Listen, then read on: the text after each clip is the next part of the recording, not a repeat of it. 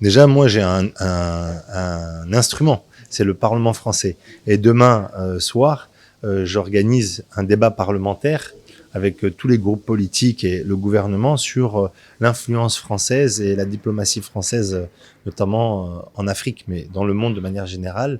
Et on le voit aujourd'hui, la situation est compliquée et l'influence française, on a le sentiment qu'elle recule, que la diplomatie française a moins de force qu'avant.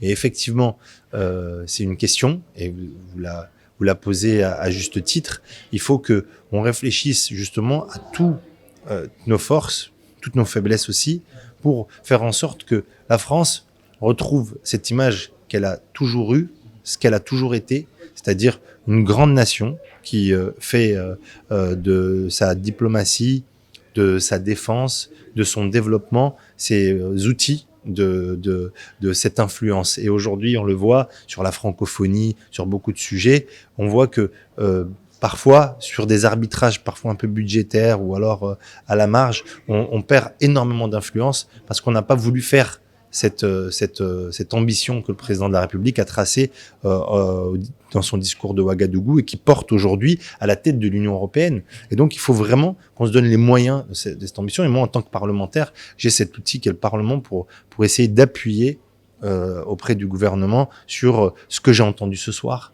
c'est-à-dire des témoignages vibrants de cet amour, de cette amitié entre l'Europe et l'Afrique, entre la France et le Sénégal. Voilà. Donc on est finalement des porte-parole de ce type de réunion pour essayer de porter cette voix. Pour moi, c'est beaucoup là aussi un prétexte politique parfois partisan des oppositions qui n'ont pas forcément accès au pouvoir et qui utilisent la France comme un moyen de faire du populisme, etc. Mais dans les pays sérieux, réalistes et avec des gouvernements légitimes, on le voit, la France est un partenaire parmi d'autres. Parmi d'autres. Personne n'empêche à la Russie de faire des partenariats avec les différents pays.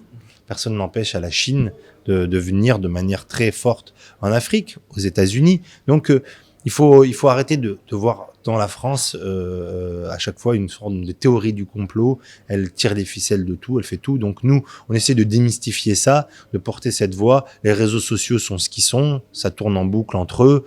C'est comme ça. Maintenant, c'est aussi une réalité vécue puisque les gens le disent et on a des manifestations, on dit la France dégage. Voilà, moi je pense que toutes les nations, tous les États ont leur populisme qui utilisent tous les outils possibles et imaginables. En France, c'est les Africains qui sont le problème de la France. On le voit pendant ces élections. L'immigré est le principal problème de la France. C'est à cause de lui que le système social est en panne. C'est à cause de lui que les Français sont pauvres, etc. Vous voyez bien que le populisme n'a pas de limite. Et effectivement, en Afrique, il a un visage parfois, c'est celui de la France.